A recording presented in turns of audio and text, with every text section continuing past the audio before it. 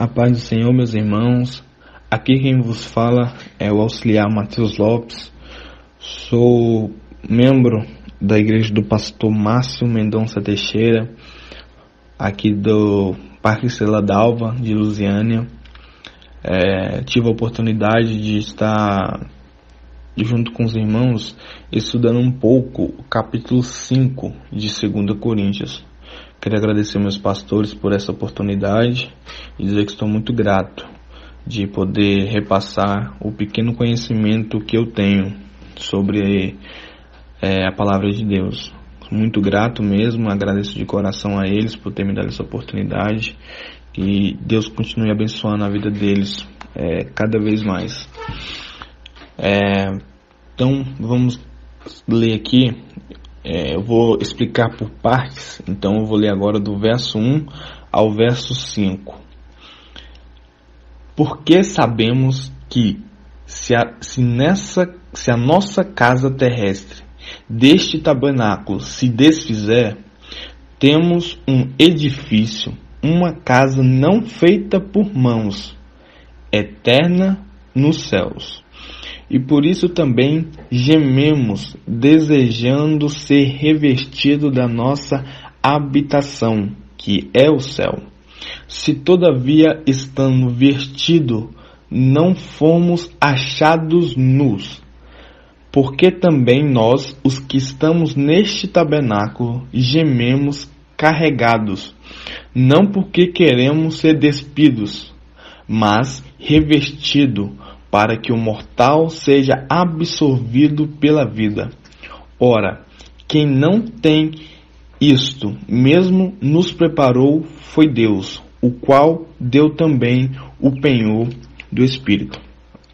Paulo acabara de falar de um corpo fraco e um espírito renovado. Isso no capítulo 4, o capítulo anterior, que foi o pastor Márcio quem nos explicou.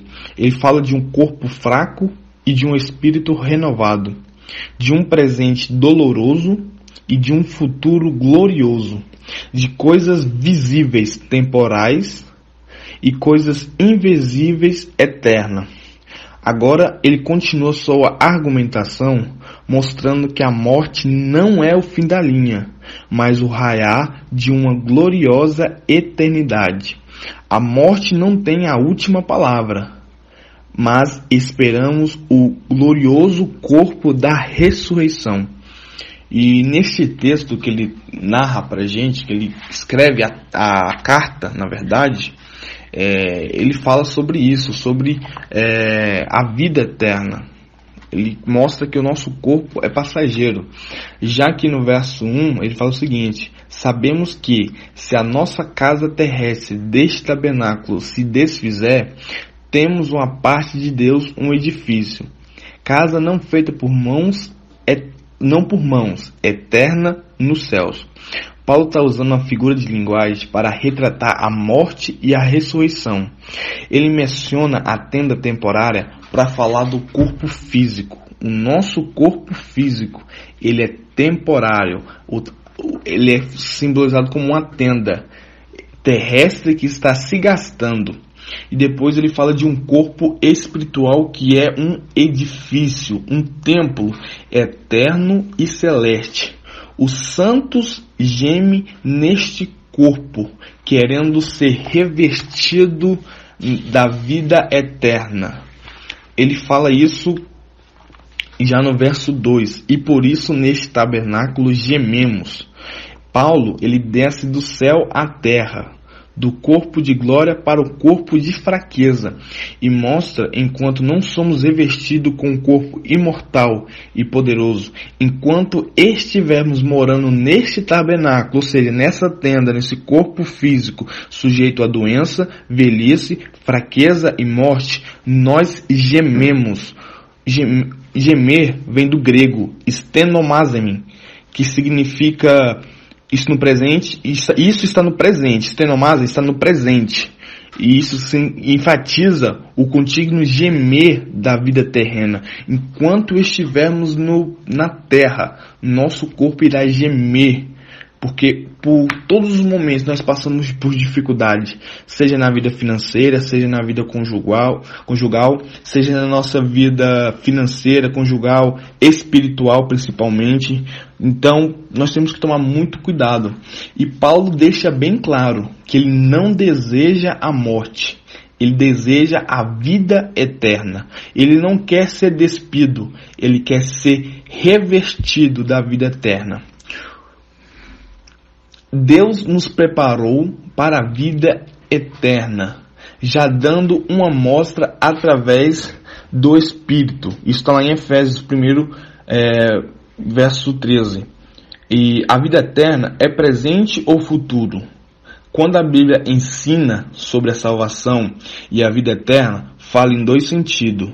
Num sentido, os discípulos de Cristo já têm a salvação e participam da vida espiritual.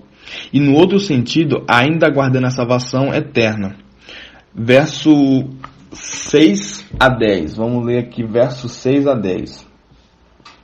Por isso estamos sempre de bom ânimo. Sabemos que enquanto estamos no corpo, vivemos ausentes do Senhor, porque andamos por fé e não por vista. Mas temos a confiança e desejamos antes deixar este corpo para habitar com o Senhor, pois que muito desejamos também ser-lhe agradáveis, quer presente, quer ausente, porque todos devemos comparecer ante o tribunal de Cristo, para que cada um receba segundo o que tiver feito por meio do corpo, ou bem ou mal. Paulo andava em esperança da vida eterna que o motivou a ser agradável. A vida eterna era o combustível, era o que movimentava Paulo. Paulo não se movimentava por dinheiro, por fama, por nome. Paulo se movimentava. O combustível de Paulo era a salvação, era a vida eterna. Todos nós seremos julgados pelas coisas feitas no corpo. O julgamento, segundo as coisas, são feitas por meio do corpo. Apesar da confusão que como é que eu posso dizer, causada por várias doutrinas humanas, algumas afirmações bíblicas são bem claras. As diversas filosofias e religiões que ensinam a reencarnação enfrentam um problema no versículo 10. Paulo não falou de julgamento das coisas feitas por meio dos corpos. Ele falou de um corpo. Isso está lá em Hebreus 9:27. E os premilenialistas, eles ensinam que haverá duas ressurreições, mas Jesus afirma que todos seremos ressuscitados na mesma hora para um julgamento final. Isso está em João 5:28 e 29. Amém? Vamos prosseguindo aqui, lendo do 11 ao 17. Assim sabemos que o temor que se deve ao Senhor persuadimos os homens à fé, mas somos manifestos a Deus, e espero que a vossa consciência sejamos também manifestos, porque não recomendamos outra vez a vós, mas damos-vos ocasiões de vós gloriardes de nós, para que tenhais que responder aos que se gloriam na aparência e não no coração, porque se enlouquecem é para Deus, e se conservarmos o juízo é para vós, porque o amor de Cristo nos constrange, julgando nós assim que, se um morreu por todos, logo todos morreram, e ele morreu por todos, para que os que vivam não vivam mais para si, mas para aquele que morreu e ressuscitou. Assim que, daqui por diante, a ninguém conhecemos segundo a carne. E, ainda que também tenhamos conhecimento Cristo segundo a carne, contudo, agora não o conhecemos deste modo. Assim que, se alguém está em Cristo, nova criatura é. As coisas velhas já se passaram, eis que tudo se fez novo. Paulo pregava com convicção, meus amados. Ele é persuasivo na sua palavra, na mensagem de Cristo. Ele não confiava nas aparências da carne, e sim na verdade do coração. O verdadeiro segredo do cristão não está na aparência externa, está na aparência interna. O que Cristo olha para nós não é o que está por fora, mas é o que está por dentro, é o coração. É isso que vale para Jesus Cristo. Os outros o julgavam louco, mas ele continuou servindo a Deus. E é uma grande verdade, meus amados. Para todos que estão lá fora, nós somos loucos. Paulo foi julgado como louco. As pessoas falavam que ele estava louco. Mas a grande verdade é que ele era louco por Cristo. Era louco para conhecer a Cristo, para viver uma vida para Cristo. E é assim que nós temos que ser. Nós temos que ter esse desejo de ser louco por Cristo, fazer tudo para Ele, em prol dEle. A obra não é nossa, a obra é dEle. Nós fazemos para Ele. Tudo é dEle e para Ele. O versículo 17 mostra a grande diferença entre a morte e as trevas do passado, e a vida e a luz em Cristo. Infelizmente, algumas pessoas torcem o sentido desse estudo, dessa palavra, desse versículo, para justificar o pecado. Sugerem que as pessoas que praticavam o pecado podem continuar na mesma prática, porque tudo que Deus fez tudo novo. Mas quando Ele fez tudo novo, Ele justificou. O pecado, quando ele é justificado, o pecador ele é salvo. O pecado ele é perdoado. Mas isso não quer dizer que eu posso voltar a pecar. Ele justificou o pecador, mas não o pecado. O pecado não é justificável. Pecado é pecado, não tem justificativa. Agora, o pecador pode ser justificado. E para nós sermos nova criatura, nós temos que praticar coisas novas, coisas condizentes à nossa criação. Se eu sou criado para aprender a falar a letra A, eu não vou conseguir falar a letra B. Então, se eu sou nova criatura, criada para falar a palavra de Deus, eu tenho, por natureza, falar a palavra de Deus. Nós temos que pregar a palavra de Deus. Aí aqui na continuação, verso 18. E isto provém de Deus, que nos reconciliou consigo, mesmo por Jesus Cristo, e nos deu o ministério da reconciliação. Esse versículo é importante porque Paulo estava preocupado com os conselhos dos apóstolos que estavam na igreja de Corinto, porque alguns não davam conselho certo. Às vezes acontecia alguma intriga entre alguns irmãos, e esse apóstolo não aconselhava da maneira correta, não aconselhava a reconciliação. E aqui ele fala que por meio de Jesus Cristo, Deus nos deu o ministério da reconciliação, tanto com Deus quanto com os homens.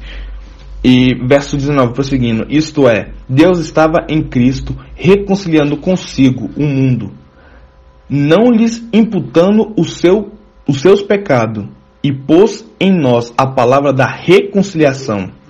De sorte que somos embaixadores da parte de Cristo, como se Deus por nós rogasse. Rogamo-vos, pois, da parte de Cristo, que vos reconcilieis com Deus. Aquele que não reconheceu o pecado, fez o pecado por nós, para que nele fossemos feito justiça de Deus. O trabalho de Paulo era o ministério da reconciliação, promovendo a paz entre Deus e os homens. Ele fala isso lá em Efésios 2, verso 14 ao 18. Se os irmãos puderem conferir depois. Então o trabalho de Paulo era promover a paz entre Deus, entre os homens. Por quê? Muitas das vezes um irmão pecava um contra o outro, pecava contra Deus. E o ministério de Paulo era fazer a reconciliação, era doutrinar, era ensinar, era mostrar como ser um cristão, como agir como um cristão. E Paulo usufruiu da reconciliação e passou a pregar a mesma mensagem para os outros. E ele diz, Deus nos reconciliou. E Deus estava em Cristo reconciliando consigo o mundo.